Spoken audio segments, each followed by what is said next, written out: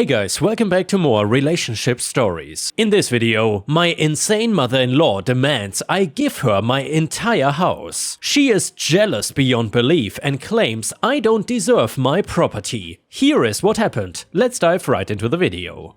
I married my wife 10 years ago. It was a small wedding as we wanted to save money and carry on being as financially smart as we always have been. Said smart decisions with our finances led to us being able to afford to buy our first home together 5 years ago. Both of us only 25. If you know anything of the housing market in the UK right now, you will know that that was no easy feat and quite an accomplishment.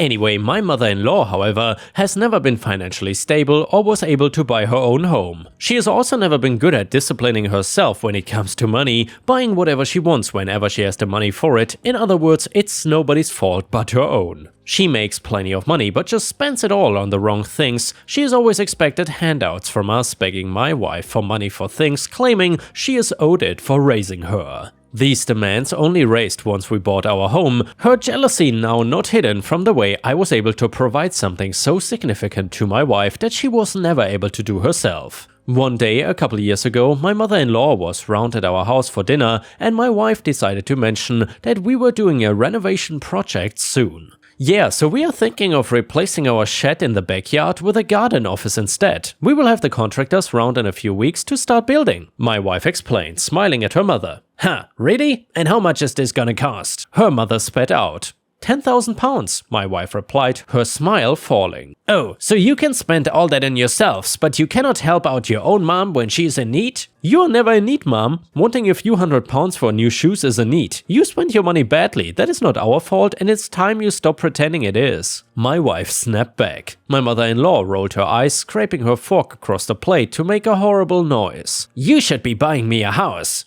What? Both me and my wife said in unison. You heard me. It's unbelievable that you bought yourselves a house and not me. I raised your wife. She looked at me. So, you owe me. You should at least be giving me the house you already bought. You have to be joking. We are not buying you a house. My wife laughed. You're just selfish and unappreciative. My mother-in-law continued, aiming her words at me. No, you need to stop with all this entitlement. I don't have to give you anything, especially not buy your damn house. That's ridiculous. We are not responsible for your poor judgment when it comes to your own funds. I drawled, releasing a sigh. She tutted, rolling her eyes again. I cannot believe you would treat your own mother-in-law so horribly. After everything I've done for you, what did I ever do to deserve such cruelty? Cruelty? Not bowing down and buying you whatever you want is cruelty? I laughed, not falling for her feigned sadness. You are abandoning me, she wailed. In my old age, you are abandoning me. You know what? Fine, I might just cut contact with you both, given how much you seem to want me out of your lives.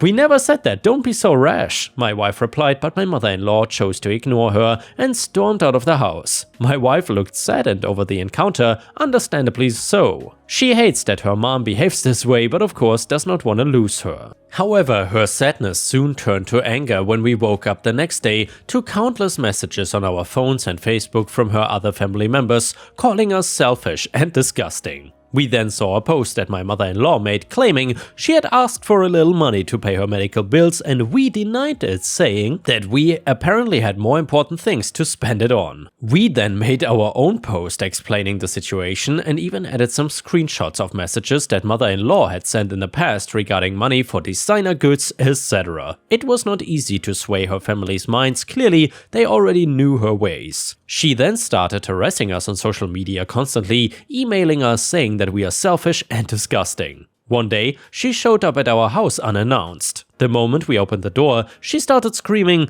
"You selfish man! How dare you refuse to help your mother-in-law in her time of need?" What time of need? I asked with a sigh, pinching the bridge of my nose as I felt a headache forming. My old age. I'll not be able to work much longer. You're 45. Calm down, you're fine. You don't know that. What if I fall ill and then I won't be able to work? If you fall ill, we will obviously help you out, but we are not gonna carry on obliging to your every wish just because you kick and scream about it. I watched as her face reddened in rage. You selfish, horrible, entitled idiot! How dare you treat me this way? I cannot believe this! I cut her off before she could continue. I think we need to take a break from you. It might have sounded harsh, but that's really what we needed. I turned to see my wife standing there, looking sad but nodding. She knew that was the right decision. My mother-in-law continued banging and screaming on the door for the next few hours until she eventually got bored and left. Over the next few days, she spammed us with calls, emails, messages on social media, etc. We blocked her on everything as she clearly was not getting the hint, and the contents of the messages were usually insulting and horrible to read. We messaged some of our close family members to inform them of our no contact with her in case she decided to try to reach out to them to get through to us. Which actually she did, but because we had pre-warned them, it ended up okay. We decided that we needed to focus on our own happiness, and so that is what we did.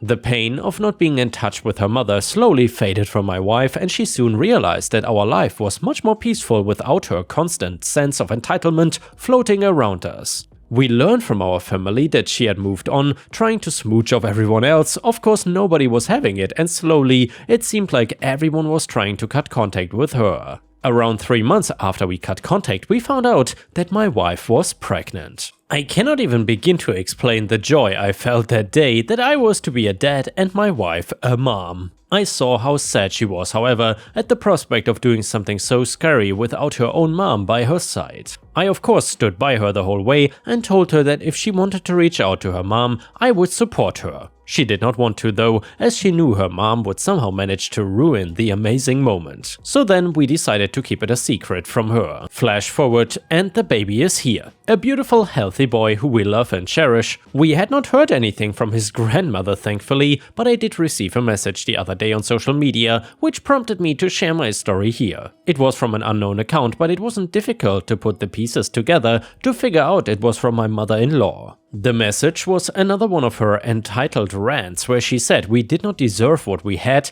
and that she was distraught to find out we had hidden our child from her. She had found out from a post we had made that I assume she saw through this new account. She cussed me out and said a whole lot of nasty things, so then I blocked her and mentioned it to my wife, leaving out the chunk of the nastiness. We have not had any contact with her since, and we are so much better off because of that. We live in peace raising our baby boy, rarely even thinking about my wife's toxic mother.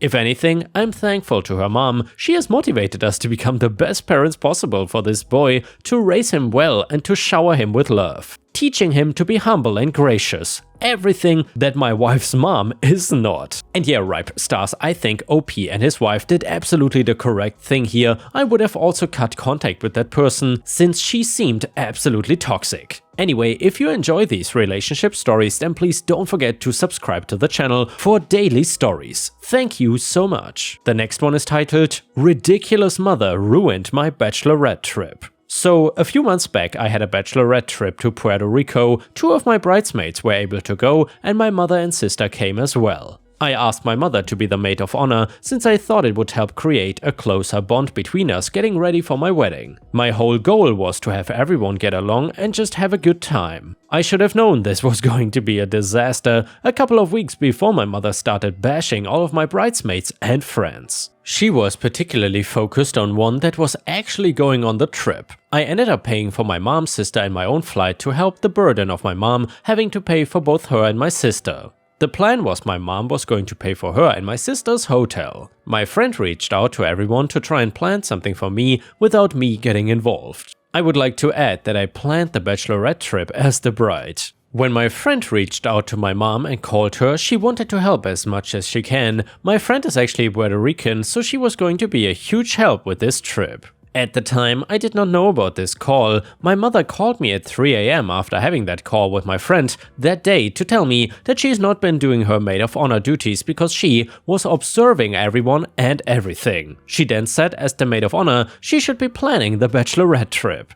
I found this conversation odd, but I said okay. I was relieved that she finally stepped up to help me with the trip. My mom did say before the call ended to not tell my friend that she talked to me about this, which I did find odd as well. The next day my friend called me and told me that she wanted to make sure that I had a great bachelorette trip, that to remember it is all about me. She wanted to help me with the excursions I wanted to do, and I told her my mom wanted to plan as well so they could work together. I saw my mother the next day and she went on a rant that my friend was disrespectful and said that she was not letting a little girl control her on this trip and made it seem like something was wrong with my friend and showed that she did not want to wear her stupid t-shirts during the trip. She started raging and telling me that she doesn't want to go into the rental car with my friend and wants to take an Uber instead. Her words, "Your friend is disrespectful and I will beat her ass." This automatically started stressing me out. She said she didn't like my friend and she was disrespectful and has mental issues or something. I ended up calling my friend and asking her if she could cancel the rental and she said she couldn't. I created a group chat for the ones attending the trip and my friend was asking questions about what activities we were gonna do and how excited she was, and my mom and sister were instantly annoyed. My mom was supposed to plan the activities that we were gonna do in Puerto Rico. She refused to let my friend do it or participate in helping, and again, my friend is Puerto Rican. Fast forward to the first day of the bachelorette trip. When we arrived, my mom's luggage was missing that had all of her toiletries. She was upset about it, and when we got to the hotel, I let everyone rest since it was an early flight. My friend got there a little later in the day and I met up with her and my other friend in the lobby. I called my mom and sister to meet us downstairs so we could go with them to replace the toiletries that were lost and to have dinner. As me and my two friends were waiting, my mom came downstairs and stood behind my Puerto Rican friend and said hi to her so low that she could not hear her. I hinted to her that my mom was standing over and behind her while she was sitting on the lobby couch, which I thought was weird. She then turned around and said hello. My mom instantly just said, "Okay, I'm leaving now, go be with your friends." She literally ran off. My sister did not say a word. When I tell you the energy was so off you can cut the tension in the air with a knife, I asked my friend what was going on with her and my mom because something just felt really off. She told me she did not really know her, so she didn't understand why. I decided to just go to the bar with my friends and wait for my mom and sister to go back. 5 minutes later, I get a text from my mom saying, "Shame on you, you betrayed your family, you chose a nobody over your own family. I'm disappointed and your sister and I are out of the wedding." I responded and said that I did not and asked what the problem was. I was then ignored. I started crying hysterically because I didn't want my bachelorette trip to be like this. My friends tried to cheer me up and took me out to dinner. I decided to let things cool off and try to smooth things over in the morning with my mom and sister. I went to my mom and sister's room and knocked on the door several times and kept going back to knock on the door. I also called each of them and no answer. I even waited around the lobby to see if I ran into them and nothing. I called both of them again later in the afternoon and finally my sister picked up.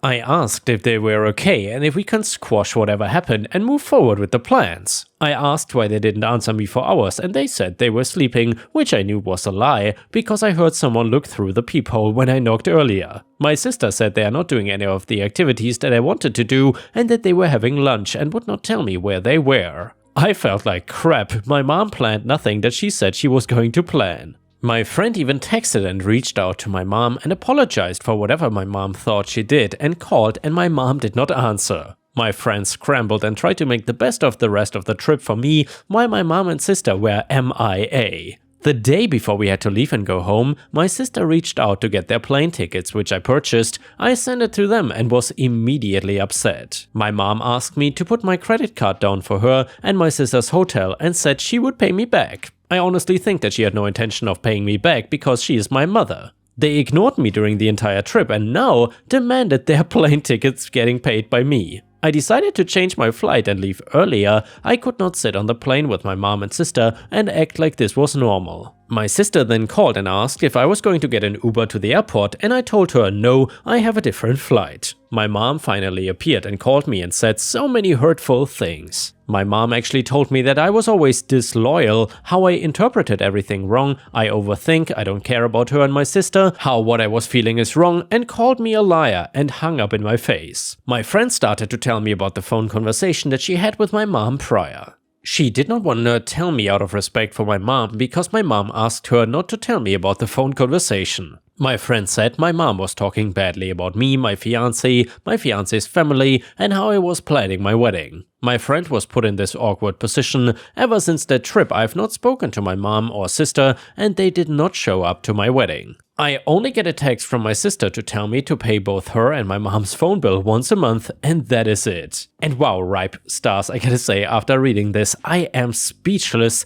The sister and mom are so childish, it is absolutely insane. If you would have been put in this awful situation, and seriously, I feel so terrible for OP, what would you have done? Let us know in the comments, I'm very curious about what you have to say. Update to the story, so far I've got no contact with my mom and sister. I ended up getting a new phone line and phone number. I texted my sister to let her know I'll no longer be paying for her or my mom's phone bill anymore. I then cut off that phone and moved on with my new phone line. I blocked and removed them from all social media as well. Once I did that, my mom decided to appear and attempt to call me at my job, stating that there was an emergency and she needed to speak with me. I told my colleague that I'd not be answering the phone and there's no emergency and to not answer my work phone line if she does call. After that, she has not made any more attempts. I believe she tried to call to bully me into paying their phone bill and tried to guilt trip and shame me like she attempted to do on my bachelorette trip. But I was not falling for it anymore. I also cut off my sister's Apple Music, which I know she would be pissed about.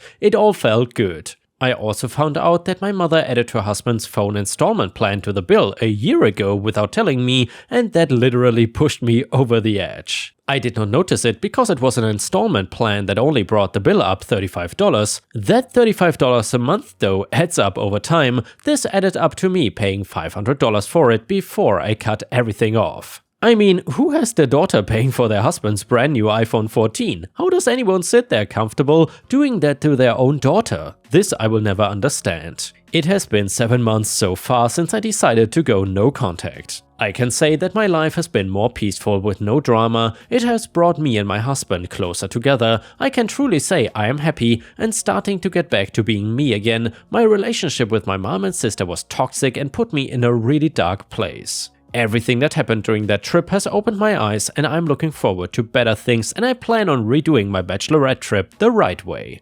And the next one is titled Unpaid Time Off? Bad Idea. I used to work at this one coffee shop, my first chain coffee shop after working only at local or family-run ones. Simply put, it was hell. Owners would micromanage everything without knowing anything about how the business ran, never listened to their staff and only cared about the money. Typical out-of-touch owners of a business. I was hired to replace a manager that had walked out of one of their locations, leaving it with only part-time staff. I was told I was being hired on as the acting manager until they hired someone else or they felt I would be a good fit for the position after my 6-month probation. I won't go into everything that went wrong because there's a lot, but to summarize, it was literal hell. I was expected to cover all no-shows, which had me working 90 to 100 hours a week. I was not allowed to fire anyone, no matter how many things they did wrong. Someone actually showed up to work drunk and I still was not allowed to fire them, and any changes I wanted to implement were shut down. For example, replacing old parts in the espresso machine, shortening our hours to save money on labor, bringing in items that customers would always ask for. I was stressed, overworked and irritated as hell when the owner comes in to talk to me about sales for the store. We were not making enough to warrant the hours I had scheduled and he was not going to pay me any more overtime. I would only work the hours I am scheduled and if someone no-showed I had to have someone else cover those shifts. I tried to explain to him that I only came in when no one else would cover. It just so happened that the people he allowed to continue to work here had terrible availability. Making the schedule was already hard enough, getting someone other than myself to come in on their day off was next to impossible. On top of all of that, I had to learn the ropes myself. There was no one to train me, so all the managerial knowledge, ordering, scheduling, I learned myself. No one other than me knew how to order coffee, had the numbers for the repair guys, anything other than making coffee and using the till, I was the only one that knew. He was not hearing any of it. Owner: all I'm hearing is excuses. This is your store. If you cannot handle running it, I will start looking for someone who will. Me? Was that not the plan though? It's been 3 months since my probation period ended and you never gave me the manager position, so I assumed you were looking for someone to take over. Owner: I think it's in your best interest to take some time off. Start thinking about your position here and whether you actually want to start moving up. I had mentioned in the interview that I was looking forward to working my way up in the business. Me, I cannot, there is no one to cover me. Owner, You're taking this time off. me, is this a paid break?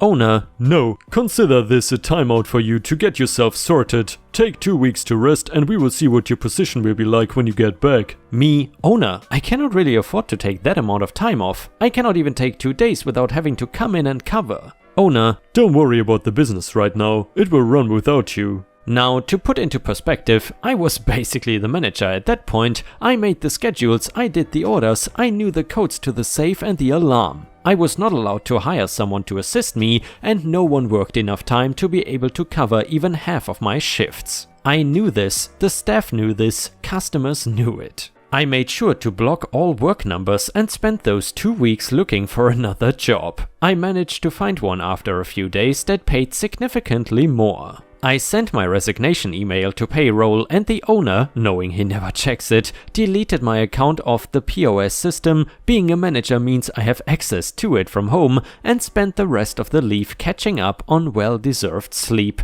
having blocked all work numbers. I'm not getting paid, so I'm not working. According to my coworkers, it started going wrong the next day. One of the openers did not show and the next staff member did not have keys. Owner was not answering his phone, so they left a message. Owner did not show up until one of the regulars called asking if the place was closed down. He showed up 4 hours after they were supposed to open, orders were not done, inventory was missed, 4 no-shows, you name it. It went wrong. Owner tried every way he could to get a hold of me, even using customer's phone to call me. Too bad I did not answer any calls that were not in my contacts already. After 2 weeks, I turned my phone back on and get a call the same day from the owner. We agreed to meet the next day. Owner, So, you've had some time to think. me, I have. It's really given me perspective on my position here.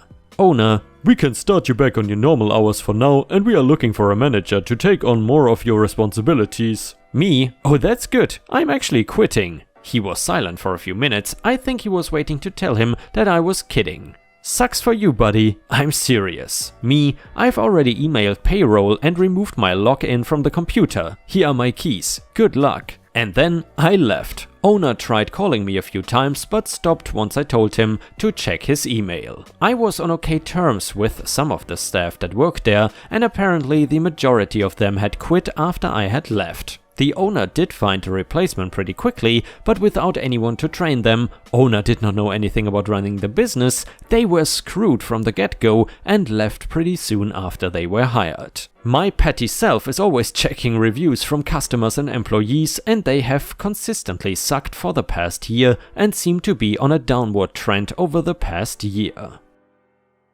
And yeah guys, if you cannot get enough of my content, please don't forget to check out my podcast by searching for Ripe Stories on all major podcast platforms such as Spotify, Apple or Google Podcasts. Furthermore, you can find bonus content by going to patreon.com/ripeyoutube or by clicking the join button here on YouTube. For a small monthly fee, you will get access to dozens and dozens of exclusive videos you won't find anywhere else. Thank you so much for watching, and I hope to see you again tomorrow.